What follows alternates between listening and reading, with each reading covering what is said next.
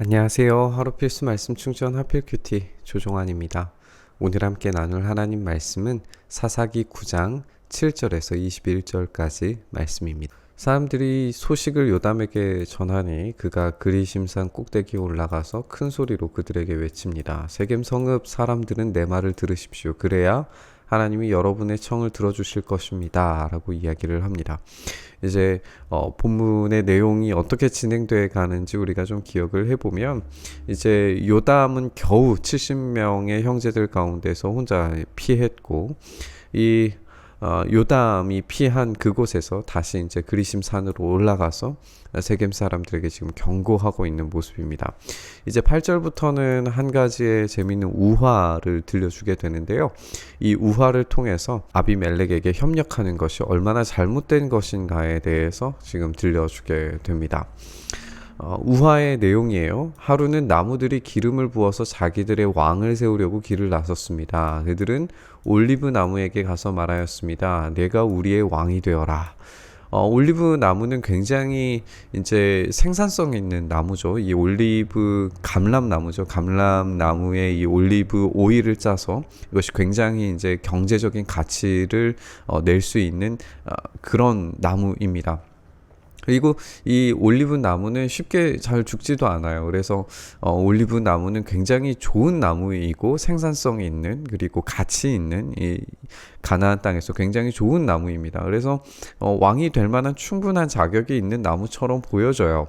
그런데 올리브 나무는 이제 그 나무들에게 대답을 하죠. 내가 어찌 하나님과 사람을 영화롭게 하는, 이 사람을 영화롭게 하다라고 하는 것도 이제 올리브 오일을 가지고 이제 기름 붓는 일들에 이제 사용하고 제사의 용도로 사용하고 하니까, 이렇게 하나님과 사람을 영화롭게 하는 이 풍성한 기름을 내는 일을 그만두고 나서 다른 어떤 나무들 위해서 날뛰겠느냐.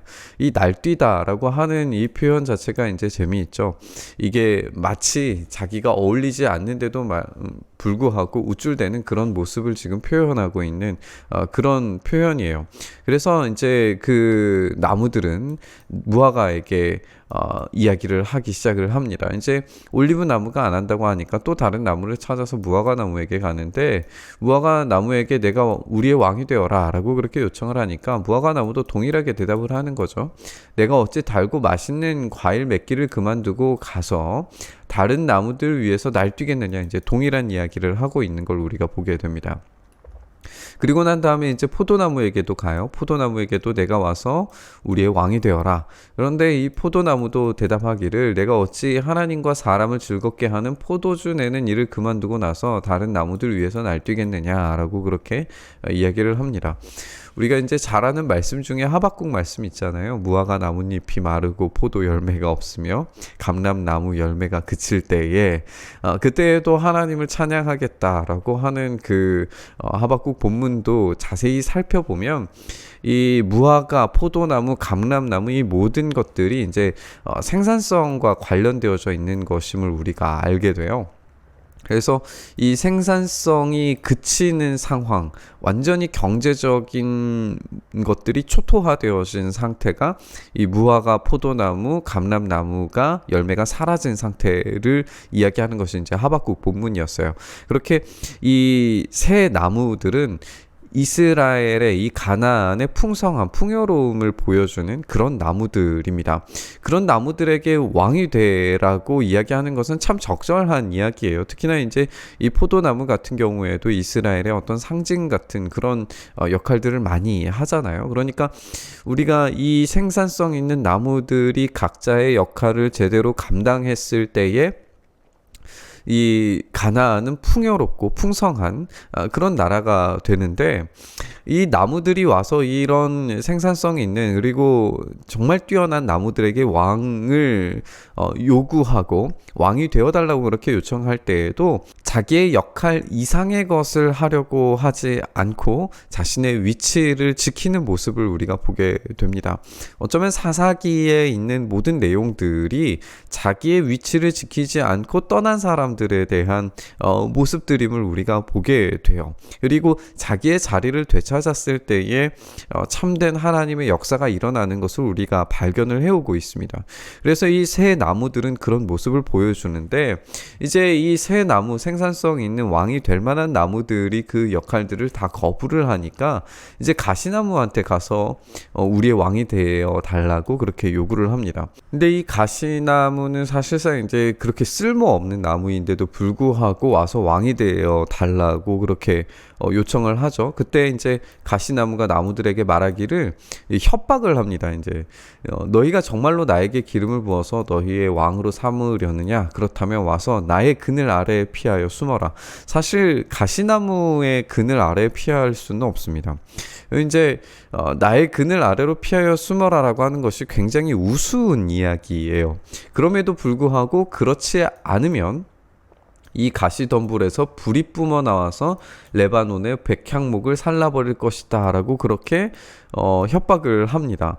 이제 가시덤불이 한번 불이 붙기 시작을 하면은 이게 이제 굴러다니면서 이 불을 번지게 만드는 그런 일들을 하게 돼요. 그래서 이제 율법에 보면은 이런 장면에서 어떻게 배상할 것인가에 대한 이야기도 나오기도 합니다. 어쨌든 이제 이런 가시나무가 자기의 역할을 넘어서는, 그래서 자기의 불이 나와서 불을 뿜어서 레바논의 백향목 하면 이것도 굉장히 왕적인 그런 나무로 사용되어지는 그런 나무인데도 그런 것을 살라버릴 수 있을 만한 불이 나에게 나온다라고 그렇게 지금 말도 되지 않는 협박을 하고 있습니다.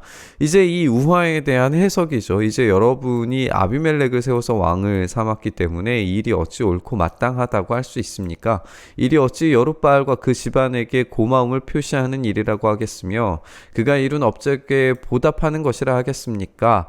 나의 아버지가 이 여룻바알 기드온이 여러분을 살리려고 싸웠으며 생명을 잃을 위험을 무릅쓰고 여러분을 미디안 사람들의 손에서 구원해내지 않았습니까? 300명의 용사를 가지고 얼마나 용기 있게 사람들을 구해냈습니까? 이제 그 장면을 다시 한번 이제 상기시키는 거죠. 그런데도 이제 여러분은 나의 아버지의 집을 대적하여 일어나 70명이나 되는 그의 아들들을 한 바위 위에서 죽이고 우리 아버지의 여종의 아들 아비멜렉을 여러분의 혈육이라고 하여서 오늘 세겜 성읍 사람을 다스릴 왕으로 삼았습니다.